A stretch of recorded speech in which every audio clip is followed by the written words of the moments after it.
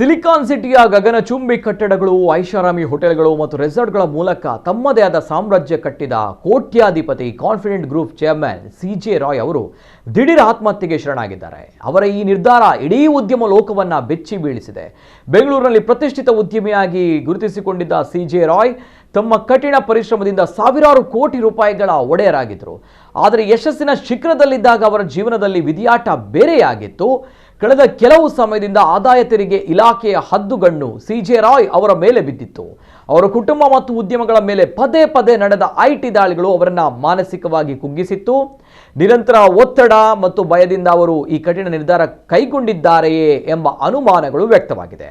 ಅವರ ಸಾವು ಹಲವು ಪ್ರಶ್ನೆಗಳನ್ನು ಹುಟ್ಟುಹಾಕಿದೆ. ಪೊಲೀಸ್ ತನಿಖೆಯಿಂದಷ್ಟೇ ನಿಖರ ಮಾಹಿತಿ ಹೊರಬರಬೇಕಾಗಿದೆ.